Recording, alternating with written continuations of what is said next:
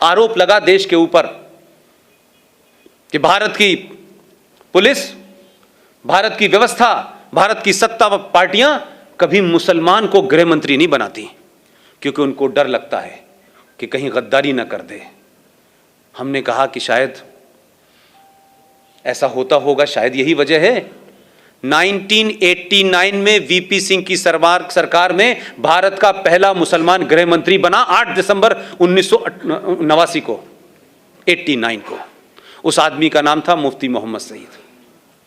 8 दिसंबर को बनता है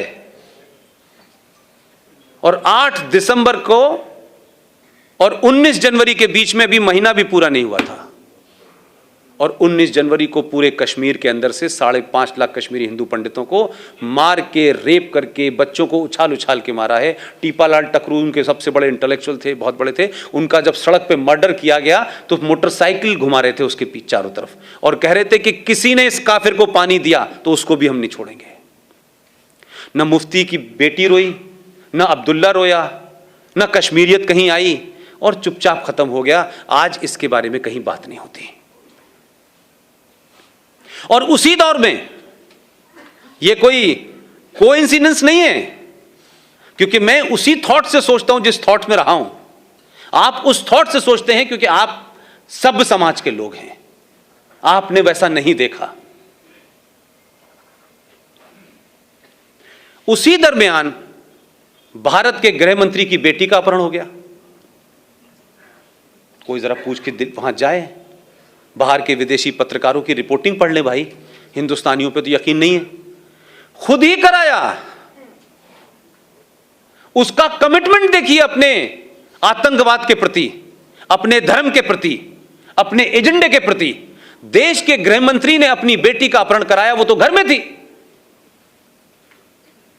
उसके बदले में आपने 4 आतंकवादी छोड़ दिए, बेटी बेड के नीचे से बाहर आ गई। ये कोई छुपी हुई बात नहीं है भाई।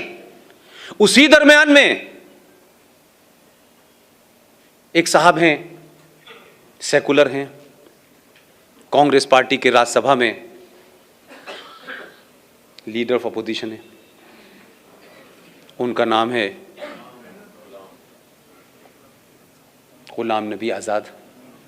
अब ये मुझे पता नहीं है कि वो इस्लाम से आज़ाद हैं कि नबी के ग़ुलाम हैं, या नबी के ग़ुलाम हैं कांग्रेस से आज़ाद हैं, ये मुझे पता नहीं है।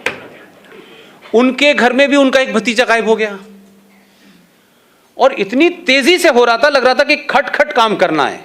और क्या डिवाइस निकाली उन्होंने कि उनका भतीजा गायब हुआ, 27 आतंकवादी छोड़ दिए, शाम को भतीजा घर आ गया। एक और साहब हैं जिन्होंने वोट वाजपेयी के दरमियान दिया था, नाम जानते हैं? सैफुद्दीन सोज साहब। उनकी भतीजी गायब हो गई। ये ऐसे लग रहा था कि सबका एजेंडा कितना खूबसूरत है। वो बात अलग थी कि वो वहां जब थे उनकी हैसियत दूसरी थी, वो दूसरी पार्टी में थे। उसके बदले में भी 7 लोगों को छोड़ दिया आपने। तो पहला इस देश के अंदर अगर हम ये कहें कि इंटरनेशनल टेररिज्म जो है वो भारत में कैसे पनपा, उसके लिए जिम्मेदार भारत का ये पहला मुसलमान गृह मंत्री है।